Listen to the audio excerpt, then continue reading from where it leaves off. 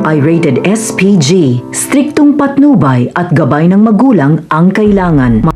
Isang mapagpalang araw, mga kapamilya, kung ang buong akala ni David ay tuluyan niya nang malulusutan ang mga kahayupang ginawa niya sa walang kalaban-laban niyang mag-ina. Pwes, tila nagkakamali siya dahil hindi nga makakapayag ang mga magulang ni Camille hanggat hindi nito nakakamit ang hustisya sa pagkamatay ni Camille. Dito nga ay paiimbestigahan nila ang dahilan kung bakit bigla ang sinugod sa ospital ang kanilang anak at kaninong kasal ang pinuntahan ni Camille sa simbahan dahilan ng pagkakabagsak nito.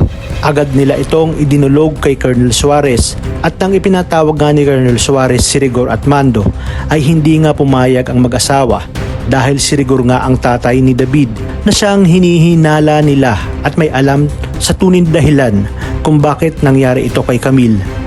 Kung kaya't si Mando na lamang ang mag-iimbestiga sa kaso dahil ayaw nilang magkaroon ng conflict of interest. Ngunit matigas itong si Rigor dahil kahit pinagbawalan na siya ni Colonel Suarez ay nagawa pa rin itong sumama kay Mando.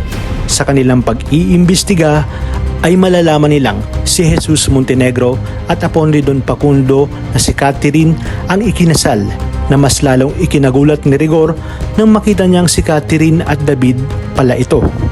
Naisip niya agad ang pagtataksil ni David at paggamit ito sa pangalan ni Tanggol, ngunit hindi pa dito natatapos ang lahat dahil matapos nilang mapanood ang CCTV sa loob ng ospital ay nakita nga nila ni Mando kung paano tinanggal ni David ang life support ni Camille dahilan ng pagkalumo ni Rigor. Nanggagalaiti siya sa kanyang mga nalaman. Buong akala niya ay matino nga itong si David. Sa kabila nito ay nakiusap siya kay Mando na wag idamay ang kanyang anak. Ngunit hindi makakapagsinungaling ang ebidensya at ilalahad ni Mando ang lahat tungkol sa tunay na pagkamatay ni Camille. Hindi umano maaatim ng kanyang konsensya ang ginawang kahayupan ni David.